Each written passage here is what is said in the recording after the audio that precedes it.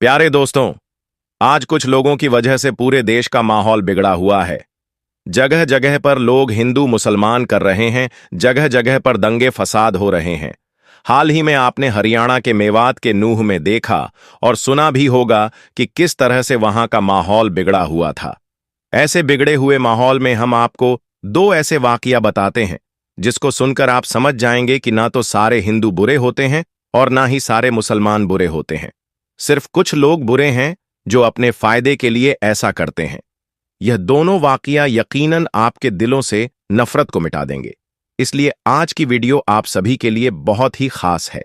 आप हिंदू हो या मुसलमान, आप इस वीडियो को आखिर तक जरूर देखें। और अगर आपको यह लगे कि यह वीडियो हिंदू और मुसलमान को एक करने में मददगार साबित हो सकता है, तो आप इस वीडियो को दिल से एक लाइक करें और मेहरबानी करके इसे शेयर भी कर दें ताकि और भी लोगों के पास यह वीडियो पहुंच जाए। तो चलिए आज की वीडियो को शुरू करते हैं। दोस्तों, पहला जो वाकया है यह है इलाहाबाद की रहने वाली एक लड़की जिसका नाम आरती था। आरती लखनऊ में रहकर अपनी पढ़ाई पूरी कर रही थी। आरती उस दिन अपने घर इलाहाबाद जाने वाली थी, मगर उसी दिन उसके किसी फ्रेंड के घर पर कोई पार्टी थी। इसलिए उसने सोचा कि पहले मैं अपनी फ्रेंड के घर पार्टी अटेंड कर लेती हूं, उसके बाद शाम को अपने घर चली जाऊंगी। बस यही सोचकर उसने अपना रिजर्वेशन भी करवा लिया था। उसके बाद आरती ने पार्टी अटेंड की और फिर शाम को सीधी वह अपने फ्रेंड के घर से निकली और रेलवे स्टेशन पहुंच गई और जाकर ट्रेन में अपनी सीट पर बैठ गई। आरती का रिजर्वेशन जिस बोगी में था उसमें लगभग सभी लड़के ही थे जिनके हंसी मजाक आरती को खूब डरा रहे थे। टॉयलेट जाने के बहाने से आरती पूरी बोगी में घूम आई थी। मुश्किल से पूरी बोगी में 2 या 3 औरतें रही होंगी। यह देखकर आरती डर से कांप सी गई, क्योंकि पहली बार वह रात के वक्त ट्रेन में अकेली सफर कर रही थी। इसलिए वह पहले से बहुत घबराई हुई थी और अब उसकी बोगी में सारे लड़के ही भरे पड़े थे। यह देखकर वह और भी ज्यादा डर गई थी। इसलिए फिर वह खुद को सहज करने के लिए अपनी सीट पर बैठी और एक मैगजीन निकालकर पढ़ने लगी। बोगी में लड़कों का एक झुंड था जो किसी कैंप में जा रहा था। उनकी हंसी मजाक और उनके चुटकुले आरती को और भी ज्यादा डरा रहे थे। आरती के डर और खौफ के बीच रात धीरे धीरे गुजरने लगी, मगर आरती अभी भी कांप रही थी। यह देखकर अचानक सामने की सीट पर बैठे लड़के ने कहा, हेलो, मेरा नाम अनिल है और आप तो डर के मारे पीली पड़ चुकी हो।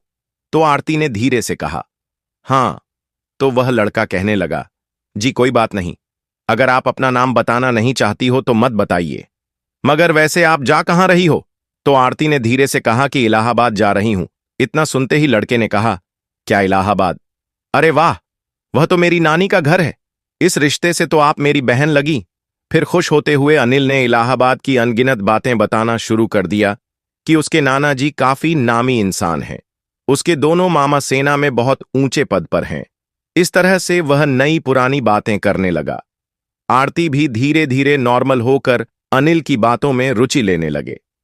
आरती रात भर अनिल जैसे भाई के साए में सोती रही। सुबह आरती ने कहा, लीजिए, आप मेरा पता रख लीजिए। अगर कभी नानी के घर आना हो तो आप हमारे घर जरूर आइएगा। तो यह सुनकर लड़के ने कहा, कौन सा नानी का घर?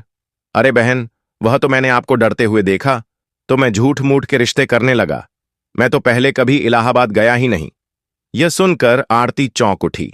तो लड़के ने कहा, बहन, ऐसा नहीं है कि सभी लड़के बुरे होते हैं कि किसी अकेली लड़की को देखा नहीं कि उसके ऊपर गिद्ध की तरह टूट पड़े। हम में ही और भी भाई होते हैं। इतना कहकर प्यार से आरती के सिर पर हाथ रखकर मुस्कुराने लगा। आरती अनिल को देखती रही जैसे कि उसका कोई अपना सगा भाई विदा ले रहा हो। आरती की आंखों में आंसू आ गए। तभी अनिल ने आरती से कहा, हां बहन, मेरा नाम अनिल नहीं है, मेरा नाम अब्दुल्ला है। यह सुनकर आरती और भी ज्यादा हैरान रह गई। दोस्तों, यह तो हो गई एक लड़की की बात।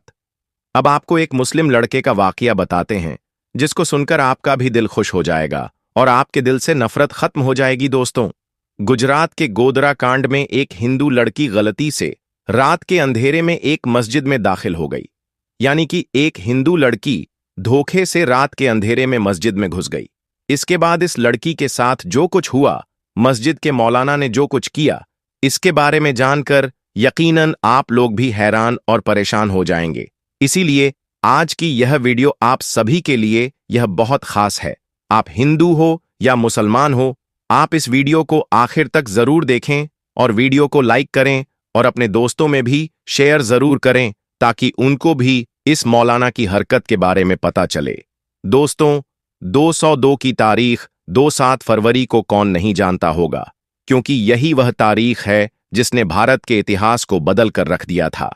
यही वह तारीख है जिस दिन गुजरात के गोधरा में हिंदू और मुसलमानों के बीच में दंगे शुरू हुए थे, जिसमें हजारों बेकसूर लोग मारे गए थे।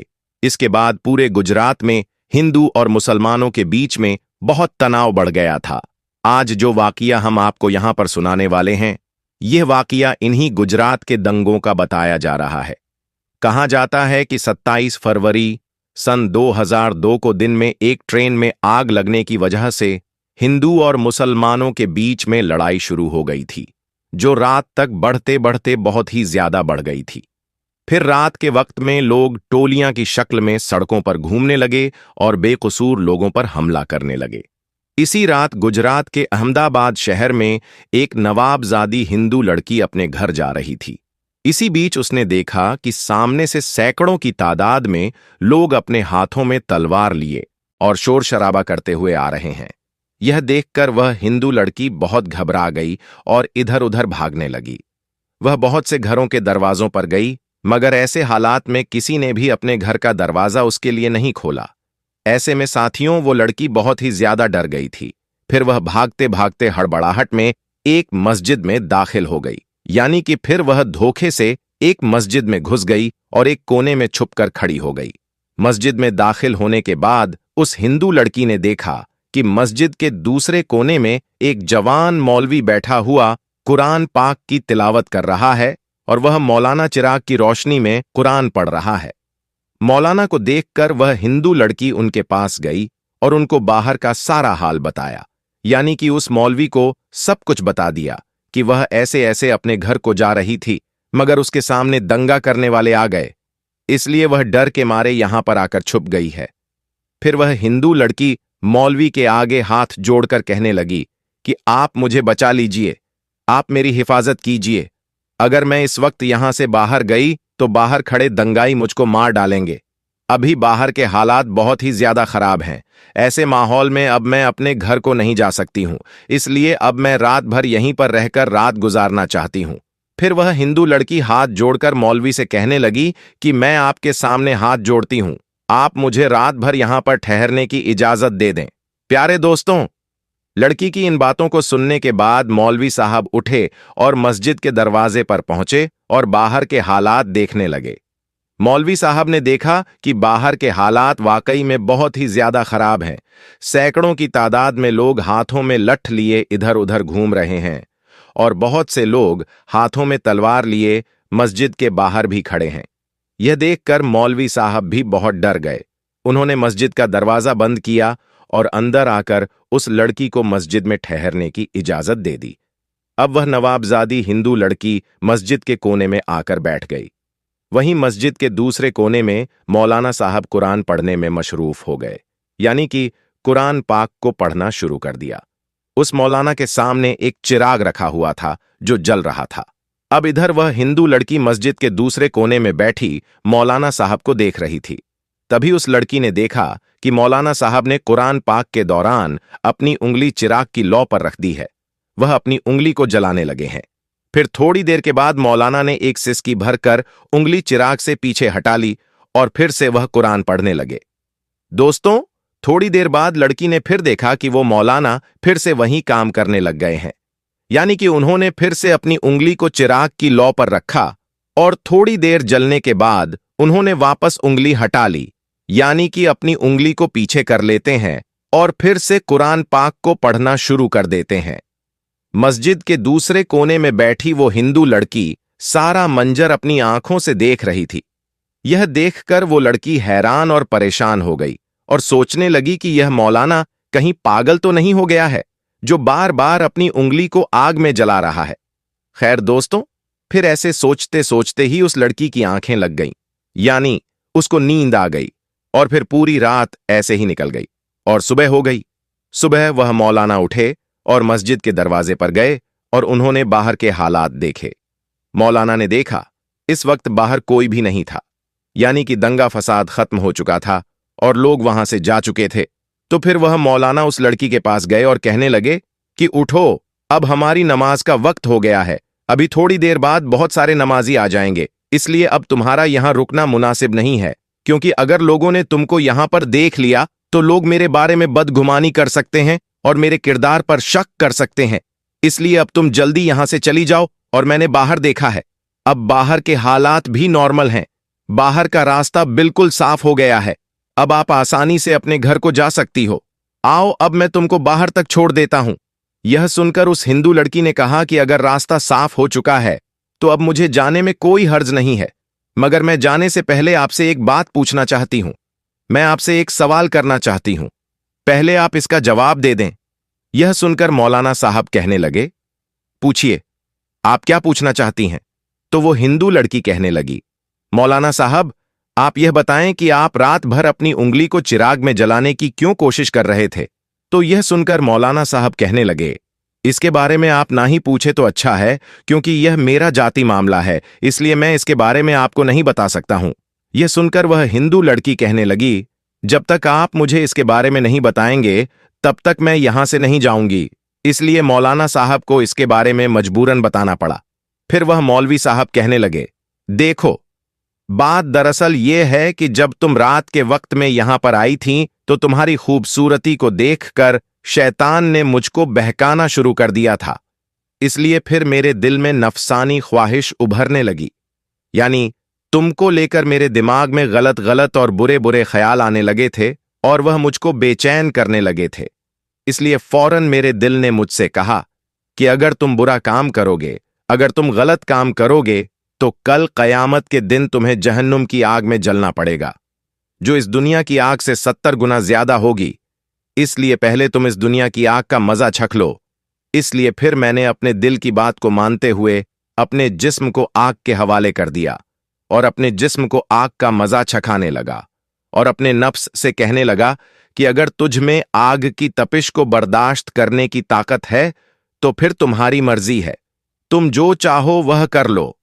अगर तुम इसको बर्दाश्त कर सकते हो तो तुम चाहो तो यहां गुनाह कर लो। इसी वजह से रात में जब जब मेरे दिमाग में गलत और बुरे ख्याल आए तब तब मैंने अपने नफ्स को आग के हवाले कर दिया और नफ्स को आग का मजा छकाता रहा। आग की तपिश देखकर मेरा नफ्स गलत काम करने से रुक गया।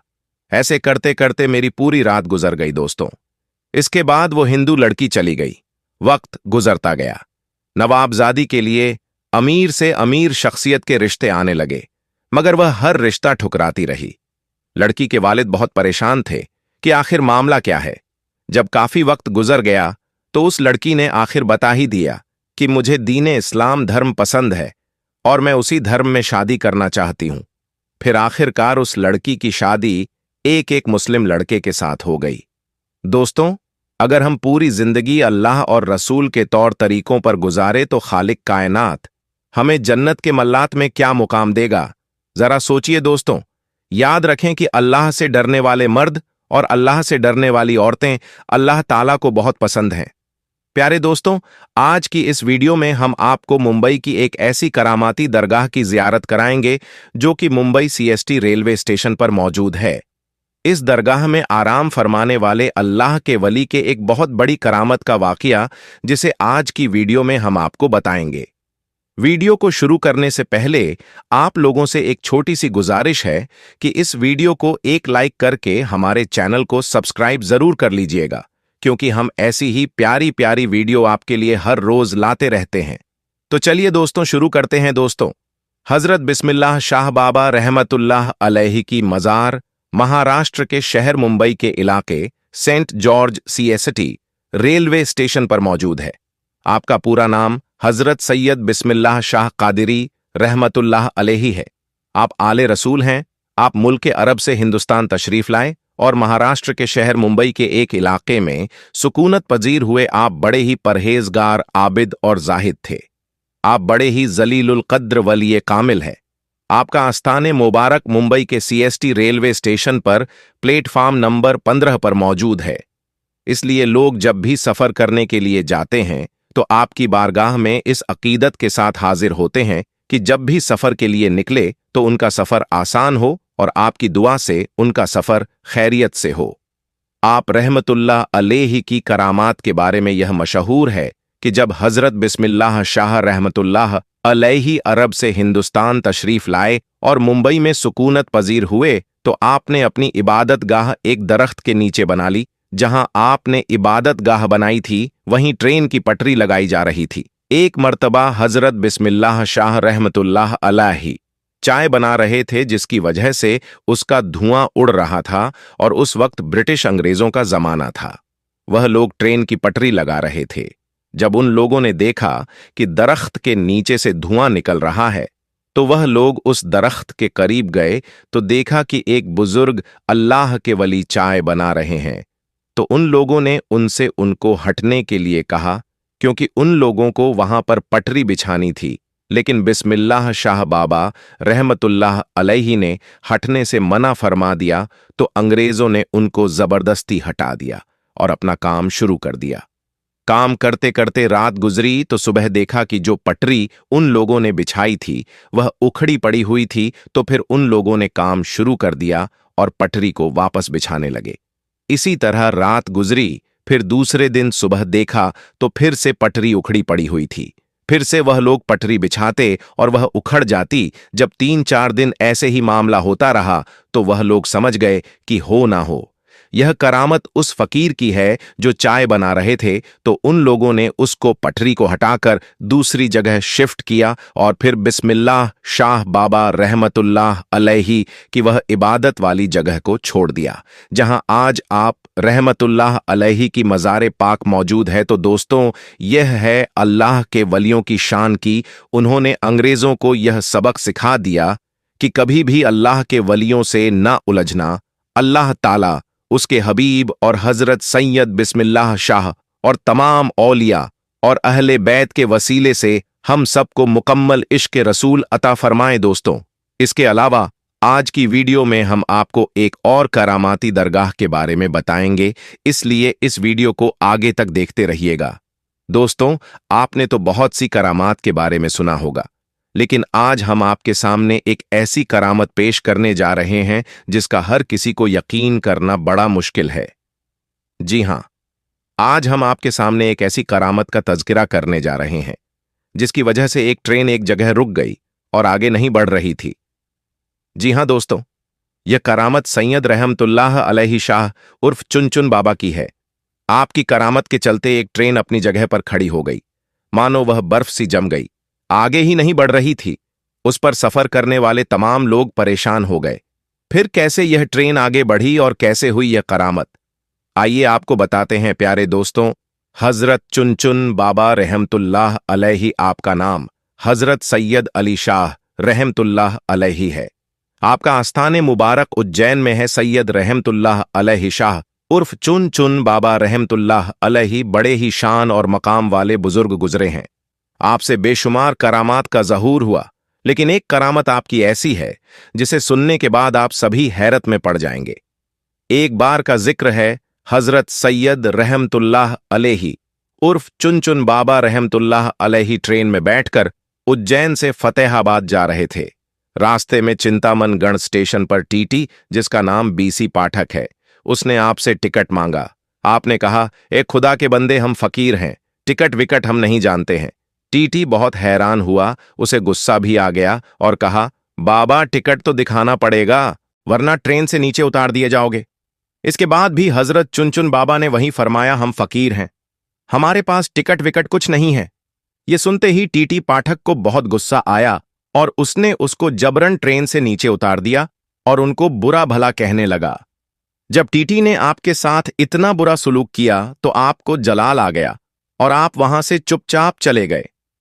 उसके कुछ देर के बाद जब गार्ड ने हरी झंडी दिखाई ट्रेन को चलाने के लिए, तो लोको पायलट ने ट्रेन चलाने के लिए आगे बढ़ाया तो ट्रेन चल ही नहीं रही थी। ट्रेन ने सीटी मारी लेकिन आगे नहीं बढ़ रही थी। ड्राइवर और फोरमैन ने पूरी ट्रेन की चेकिंग की कि शायद कोई खराबी आ गई हो, लेकिन ट्रेन में कोई भी खराबी नहीं निकली और ट्रेन आगे भी नहीं बढ़ रही थी। उन्होंने खूब मेहनत मशक्कत किया। ट्रेन को चलाने के लिए, पर ट्रेन चलने का नाम ही नहीं ले रही थी। अब उन लोगों का दिमाग काम करना बंद कर चुका था, वह परेशान हो गए थे। आखिर ट्रेन को क्या हो गया है? ट्रेन स्टार्ट क्यों नहीं हो रही है? आगे क्यों नहीं बढ़ रही है? वह सब थक हार मान चुके थे। तब उसी ट्रेन में एक बुजुर्ग बैठे थे। उन्होंने कहा, जब तक तुम लोग सैयद रहमतुल्लाह अलैहि शाह उर्फ चुनचुन बाबा को ट्रेन में सवार नहीं करोगे, ट्रेन नहीं चल सकती, क्योंकि तुमने उनके साथ बदजुबानी की है, उनकी शान में गुस्ताखी की है, इसीलिए तुम्हारी ट्रेन आगे नहीं बढ़ रही है। जैसे ही यह बात लोगों ने सुनी तो हैरान हो गए और सारे ट्रेन अधिकारी चुनचुन बाबा के आगे हाथ जोड़कर माफी मांगने लगे और गिड़गिड़ाने लगे। हजरत सैयद रहमतुल्लाह अलैहि उर्फ चुनचुन बाबा ने कहा, मुझसे टिकट मांगता है जबकि ट्रेन में मौजूद काफी लोगों के पास टिकट नहीं है, क्योंकि उज्जैन रेलवे खिड़की पर टिकट ही नहीं है। सारे अधिकारी यह बात सुनकर हैरान हो गए। जब अधिकारियों ने ट्रेन में तलाश किया तो हकीकत में किसी के पास टिकट नहीं निकला और ना ही उज्जैन टिकट घर में कोई टिकट मिला। फतेहाबाद की टिकट गायब थी। अल्लाहू अकबर, यह करामत देखकर वह सारे लोग बहुत शर्मिंदा हुए और वह टीटी पाठक भी बहुत शर्मिंदा हुआ और वह लोग समझ गए हजरत रहमतुल्लाह अलैहि शाह उर्फ चुनचुन बाबा बड़े ही करामात वाले बुजुर्ग हैं। जब उन्होंने सबकी चेकिंग कर ली तो आपसे आकर कहने लगे, आप हमें माफ कर दें, हमसे बहुत बड़ी भूल हो गई है, हमसे बहुत बड़ी गलती हो गई है, मेहरबानी करके हम पर रहम फरमाइए और आप ट्रेन में वापस सवार हो जाएं ताकि सारे लोगों को सुकून हो जाए और हमारी ट्रेन फिर से आगे बढ़ सके। उसके बाद सैयद रहमतुल्लाह अलैहि शाह उर्फ चुनचुन बाबा को उनके ऊपर रहम आ गया और आप ट्रेन में वापस तशरीफ ले आए। जैसे ही आप ट्रेन में बैठ गए, ट्रेन वैसे ही आगे बढ़ने लगे। सुबहान अल्लाह। दूसरे दिन टीटी पाठक को किसी वजह से नौकरी से निकाल दिया गया। टीटी को अपनी गलती का एहसास था। वह जानता था यह सब सैयद रहमतुल्लाह अलैहि शाह उर्फ चुनचुन बाबा की शान में गुस्ताखी करने की वजह से हुआ है। उज्जैन शहर में ही हजरत मौलाना गयासुद्दीन चिश्ती उर्फ मौलाना मौज रहमतुल्लाह अलैहि का मज़ार अक़दस है। उनके मज़ार के बाहर ही एक बुजुर्ग सूफी अब्दुल अजीज बाबा रहते थे, जो शरीयत, तरीक़त, मारिफत व हकीकत के मंजिलों से आगाह थे। पाठक साहब भी कभी कभी अब्दुल बाबा के पास जाते थे। एक दिन पाठक साहब ने अब्दुल अजीज बाबा से कहा, सरकार, मुझसे एक गलती हो गई है। मैंने चुनचुन बाबा को ट्रेन से उतार दिया था, तो मैं भी अपनी नौकरी से निकाल दिया गया हूं। अब आप मेरी मदद कीजिए। मेहरबानी आप मेरी सिफारिश हजरत सैयद रहमतुल्लाह अलैहि शाह उर्फ चुनचुन बाबा से कर दें ताकि मेरी जिंदगी के दिन वापस पटरी पर आ जाएं। हजरत अब्दुल अजीज बाबा को चुनचुन बाबा के जलाल का बखूबी इल्म था, जबकि उनका लक़्ब ताज़े मज़ार था। पहले वह तैयार नहीं हुए, मगर पाठक साहब के इसरार करने पर अब हजरत रहमतुल्लाह अलैहि शाह उर्फ चुनचुन बाबा के पास जाने को तैयार हो गए। अब्दुल अजीज बाबा चुनचुन बाबा के पास गए और कहा, हुजूर, उसे अपनी गलती का एहसास है। यह अपनी नौकरी से निकाल दिया गया है, उसके बाल बच्चे हैं, अब क्या खाएंगे? यह मर जाएगा, आप उस पर रहम फरमाइए। हजरत चुनचुन बाबा बहुत ही रहम दिल थे। आपके अंदर रहम समाया हुआ था। आपने अपनी रहमत भरी नजर डाली और बोले, जाओ, इंशाअल्लाह कल यह बहाल हो जाएगा, यानी यह जो परेशानी है कल वह हल हो जाएगी, और अब अल्लाह के वली ने फरमा दिया है तो वह होकर रहता है। दूसरे दिन टीटी पाठक को अपनी पोजीशन पर वापस बुला लिया गया और उसे नौकरी वापस मिल गई। सुबहान अल्लाह। तो दोस्तों, देखा आपने हजरत सैयद अली शाह उर्फ चुनचुन बाबा की यह करामत, जिसके चलते एक ट्रेन अपने दर पर खड़ी रह गई। दोस्तों, अल्लाह वाले की शान बहुत बड़ी होती है, उनकी करामात बहुत बड़ी होती है। दोस्तों, वीडियो को लाइक करें और अपने दोस्तों में भी शेयर करें और हमारे चैनल को सब्सक्राइब करके घंटा दबा दें। अस्सलामु अलैकुम। अल्लाह हाफिज।